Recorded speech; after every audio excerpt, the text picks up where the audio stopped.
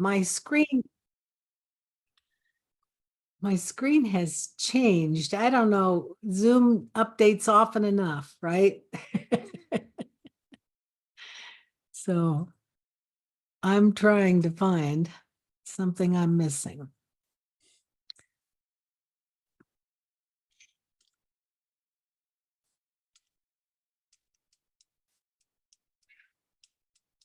Oh, maybe I can do it over here. There it is.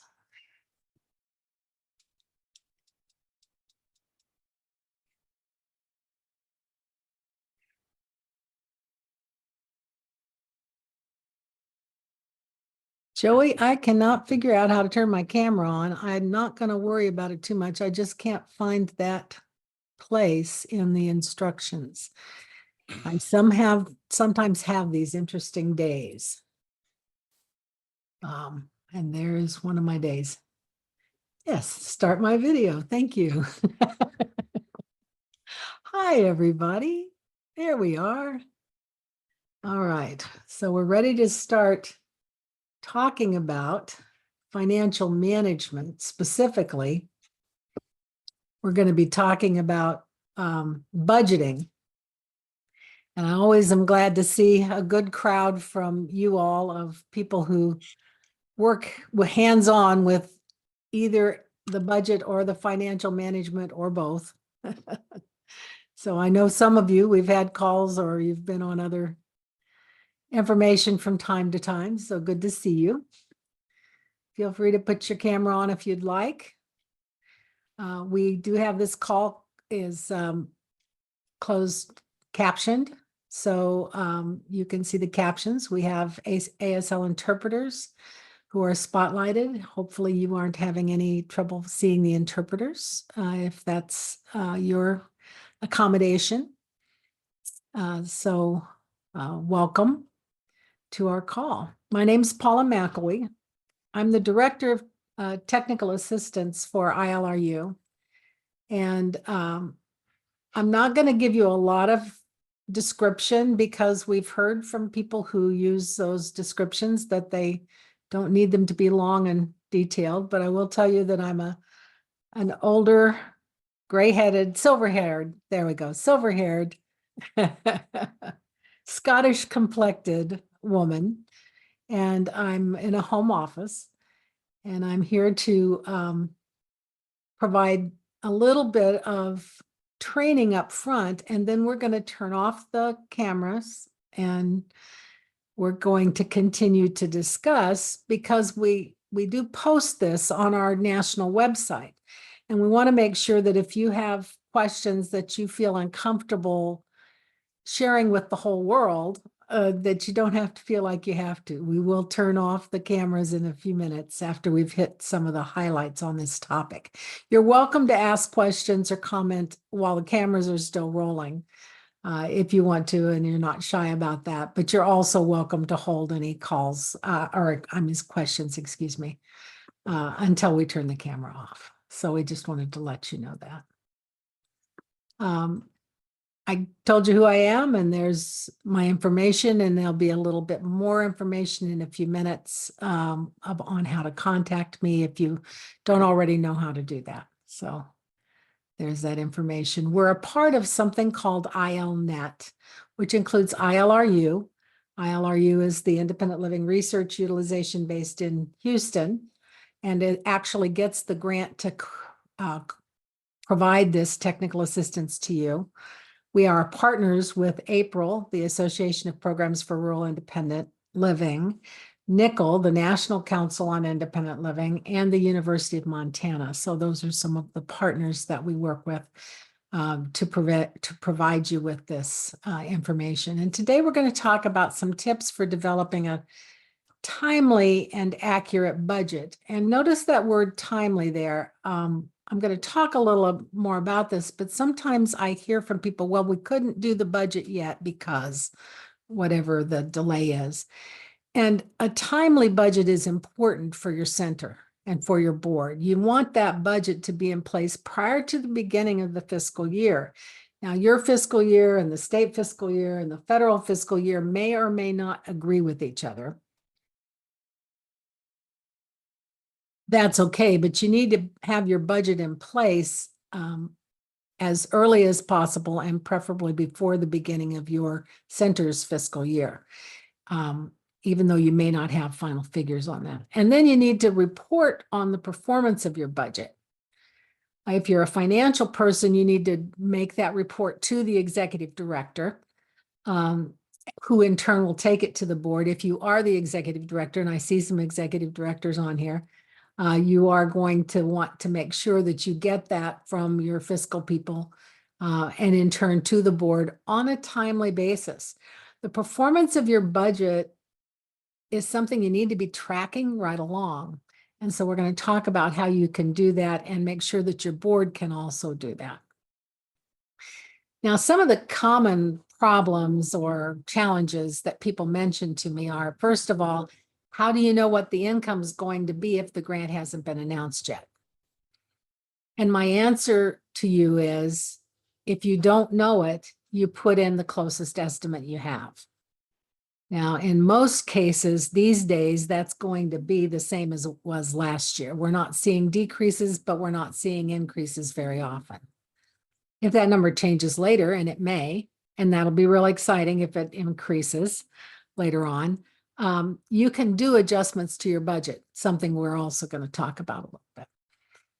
But how do you know when a grant hasn't been announced yet? Do you need to? The answer is you estimate. A budget is an estimate.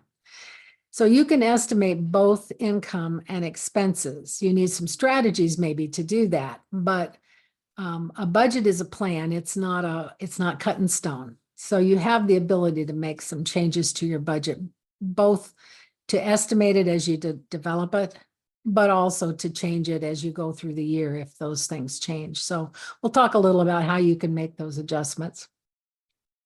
And then you want your financial statements to tell how well you're doing related to your budget, because your board approved your budget. So they want to know, how close are you? Are you getting the income you anticipated? Are you getting the expenses? Are you keeping them within the amount that you anticipated? So these are some common issues that you struggle with when you want to nail down your budget. So we'll talk a little about each of those.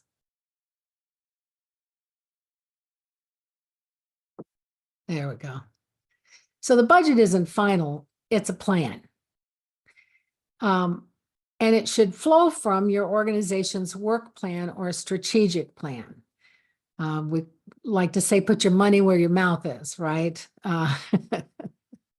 So you want to make sure that you're putting your resources to work to accomplish whatever it is that you said you were going to do in your strategic plan. Now, if you're the fiscal person, you may not have been as involved in the planning, the strategic planning, as your executive director is, or your board, but you need to be aware of it because your budget should flow from that.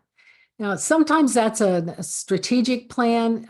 Sometimes you have a planning process internally, but whether or not you've done that historically, you are required to have a plan.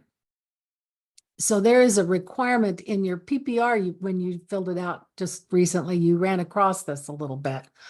You have to have a work plan, and it has to be connected in some way to the state plan, which is being developed, finalized right now. So you all know that there's a state plan in process, and as that state plan develops, you are in process too to fit into that. You should be a partner in that plan. But whether it's a strategic planning process, whether it's a work plan that you develop a little more informally, it's still expected to look out into the next 3 years. And your budget is expected to flow from what you feel you're going to accomplish and have said you're going to accomplish. You've written it down in a plan. So your budget flows from that work plan. So we really recommend that you have an internal policy that describes how you adjust your budget throughout the year as needed. Now, that is not always solely in your control. So your reality is that your state funders also have something to say about whether or not you can change your budget.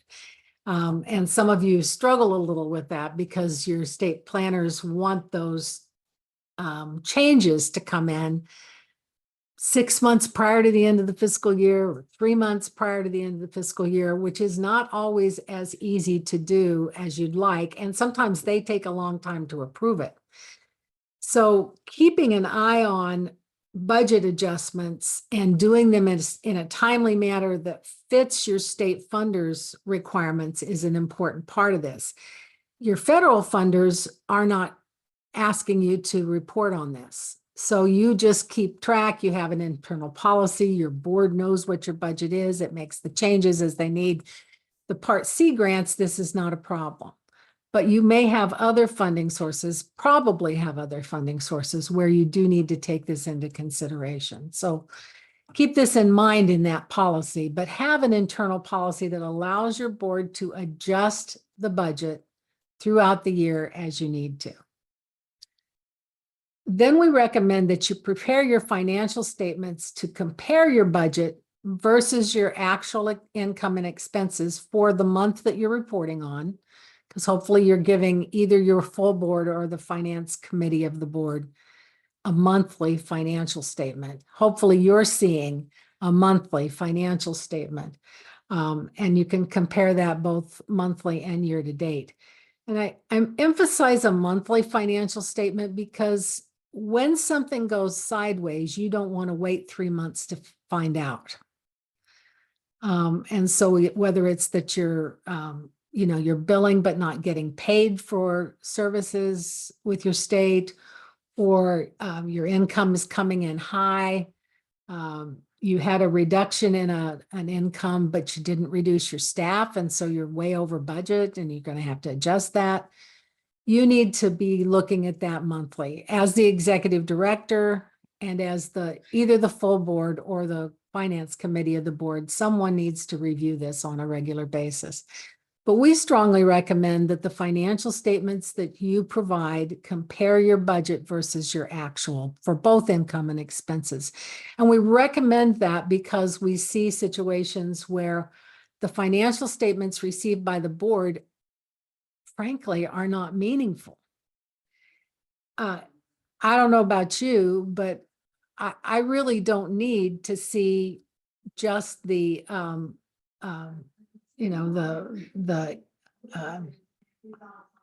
the word is gone. Yeah, I hate it when that happens.